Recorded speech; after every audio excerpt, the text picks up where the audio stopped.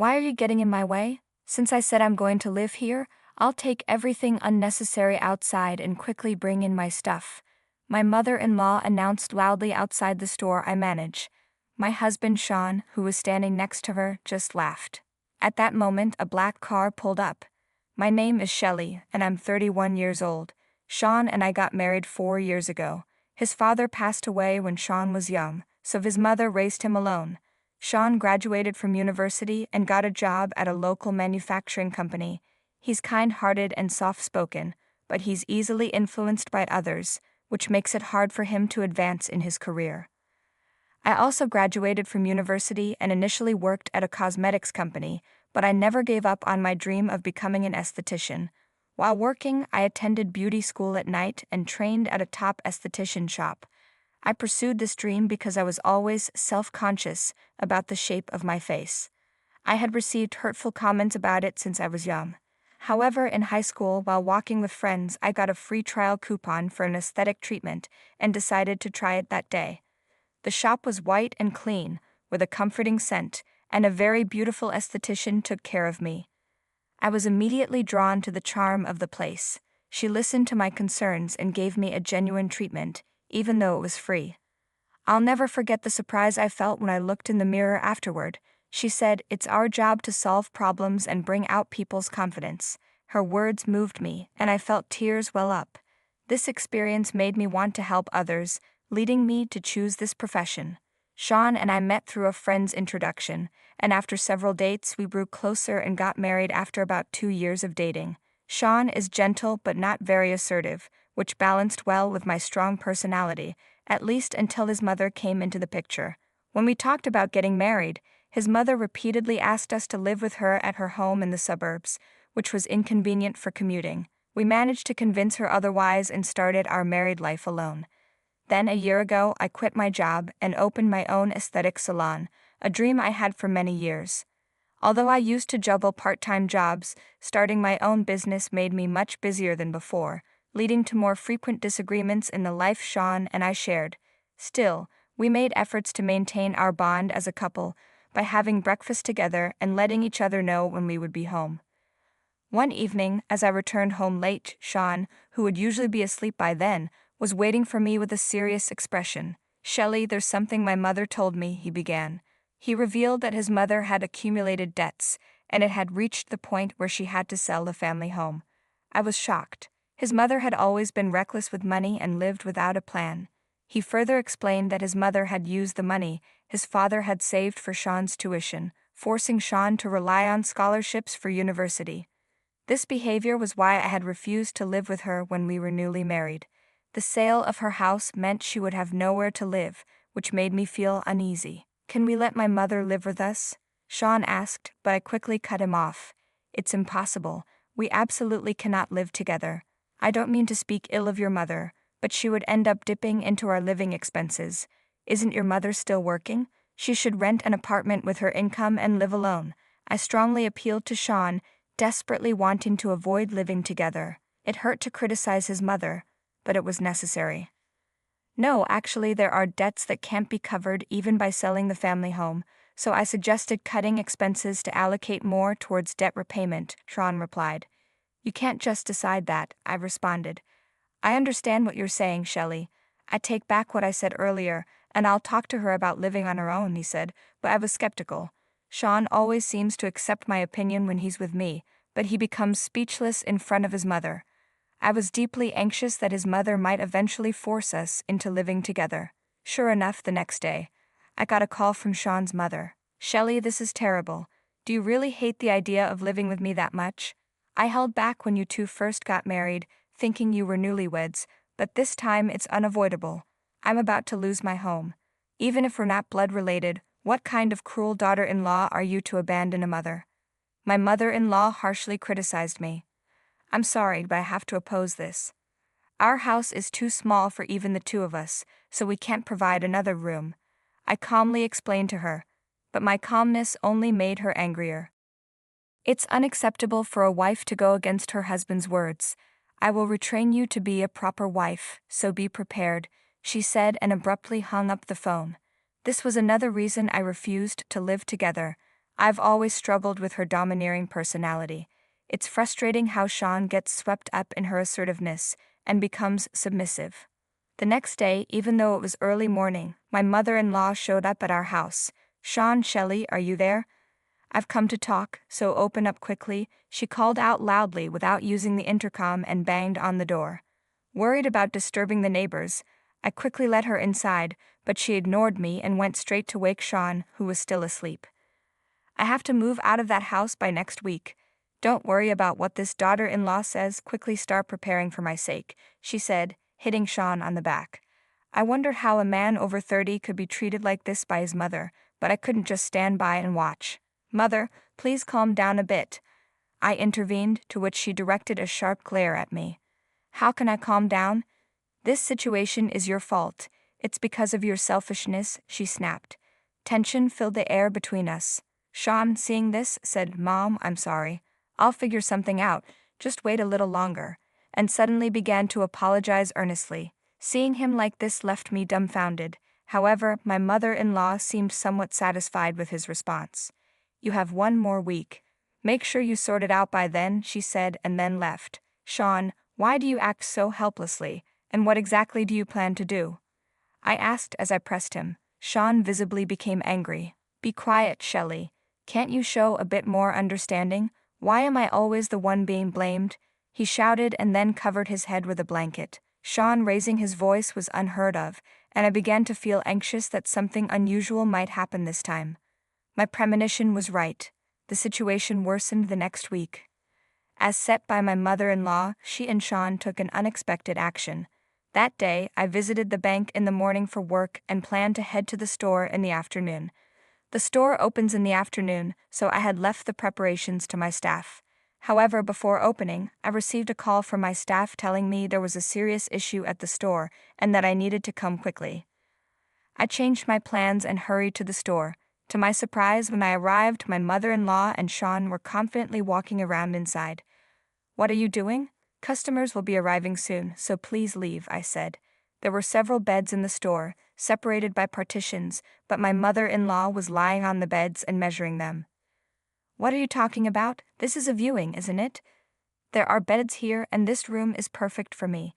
I don't need all of it, but I will use at least half. It's equipped for privacy, and it's discreet, so no worries. But this bed is a bit small. I'll use 2 of them," she said while arranging 2 beds together by herself. Incredibly, Sean was smiling and agreeing with her plan. "Sean, what is this? Moving here is not something I can allow. If this is a joke, stop it right now," I appealed, but I was confused by the unexpected actions of my mother-in-law and Sean. If it becomes public that someone is actually living in the esthetician store, it could damage its reputation. My store has been highly rated for its emphasis on hygiene, and many customers have supported us because of this. However, I couldn't let their selfish actions ruin the store's reputation. "Please stop this and leave. We're about to open, and we have many reservations. If you stay here, I'll call the police," I shouted. Hearing the word police, my mother-in-law and Sean looked a bit worried. "Let's leave it for today, but I'm definitely planning to live here," she said as she left with Sean. I apologized to my staff and quickly tidied up the store. I expected my mother-in-law to be unreasonable, but I was shocked that Sean went along with it. From the look on his face, it was clear he had decided to side with his mother. That night, Sean didn't come home. I wondered if he was avoiding me or if he just didn't care anymore. Still, I needed to make sure something like this didn't happen again, so I called Sean. "Hello, Sean?" "Ah, hello." Sean sounded reluctant to talk. "Please tell me your mother's actions today were a joke. If she starts living in the store, it will be ruined instantly. You know this store depends on customer trust. If your mother tries anything strange again, you must stop her. Do you understand?" Sean didn't respond and hung up. Seeing his reaction, I realized something. Sean couldn't resist his mother's constant pressure and had chosen to stand by her. It seemed easier for him to give in to his mother than to stand up for us. But this meant my store was in real danger. I was deeply troubled. How could I protect the store I love? I spent the night worrying, and before I knew it, it was morning. The next day was a day off for my salon, but I had a bad feeling, so I went to the store. While I was cleaning, a large truck suddenly stopped in front of the store. I rushed outside to see movers starting to unload furniture and prepare to bring it inside. When I asked the workers, they confirmed that my mother-in-law had requested this, and they were trying to bring her furniture into the store. "Please wait, I cannot accept this here," I firmly protested, but the workers didn't stop. They were just doing their job and had to complete the work they were hired to do. I managed to convince the workers to pause temporarily and quickly called for help. The workers were confused by the interruption and seemed to be contacting my mother-in-law. It looked like she and Sean would be arriving soon. Eventually, my mother-in-law and Sean showed up. "Why are you getting in my way? Since I said I'm going to live here, I'll take everything unnecessary outside and quickly bring in my stuff," my mother-in-law ordered. "That's right, Mom is going to live here starting today," Sean added with a chuckle. Even though they were confused, the workers began following her orders to move things outside. "Stop doing as you please," I shouted. Just then, a black luxury car stopped behind the truck. A large man in a double-striped suit and a stylish hat stepped out of the car. His commanding presence was immediately noticeable. He was clearly no ordinary person. The man approached with a deep voice. "What's all this commotion? Isn't this disturbing the neighborhood?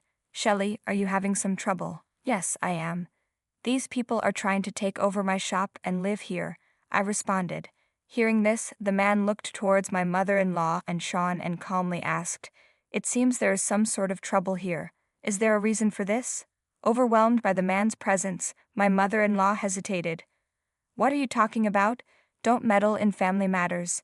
This woman is my daughter-in-law, so what's the problem with moving into her house?" At that moment, the man gently removed his hat and said, "I see that's what this is about. My daughter has always been well taken care of by you. I hear about it often. Sean, it's been a long time," he said with a warm smile.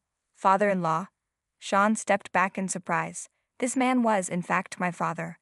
His appearance was far from ordinary, and Sean had always been intimidated by my family. We didn't have a wedding ceremony, just a meeting between the families, and since then, my father and my mother-in-law hadn't met.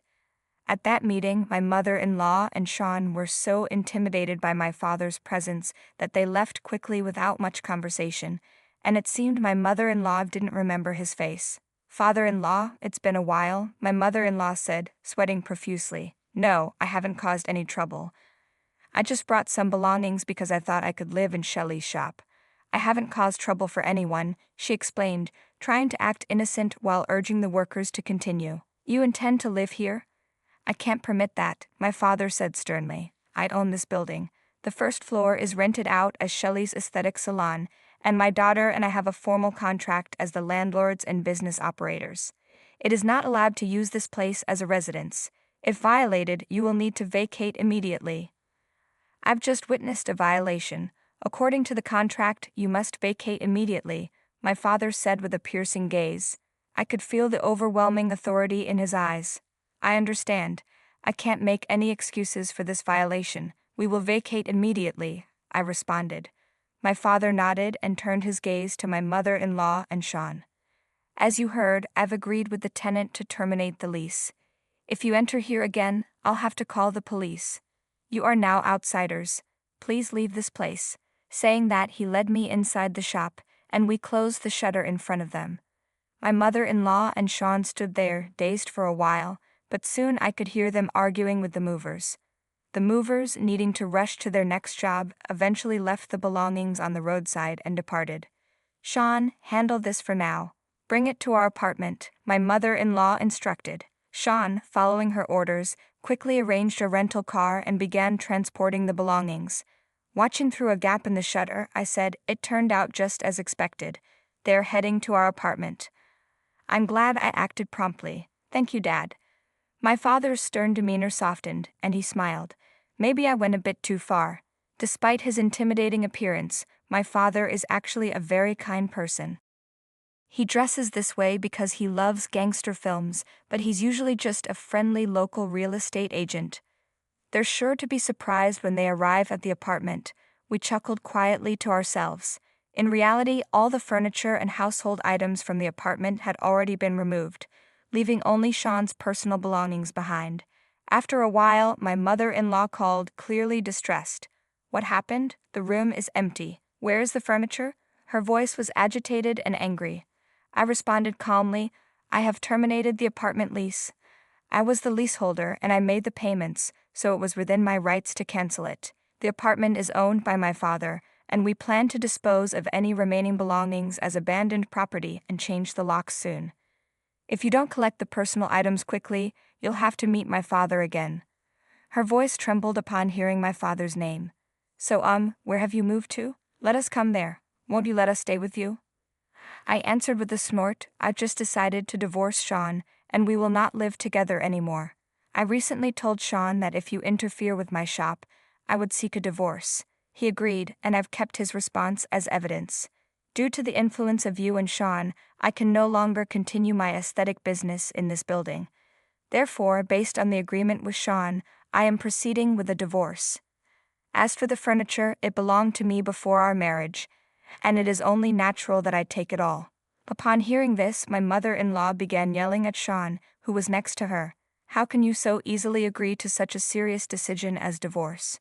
The situation obviously required proper handling. I could hear Sean exclaim in surprise. You shouldn't prolong this issue. Look for a new place to live instead, I told them before ending the call. Afterward, my mother-in-law and Sean struggled to find a new home and eventually had to rent a house from distant relatives. Sean's commute became difficult, and he quit his job to work part-time at a rural deli while scrambling to pay off his mother's debts. Meanwhile, I was able to move into a property owned by my father immediately.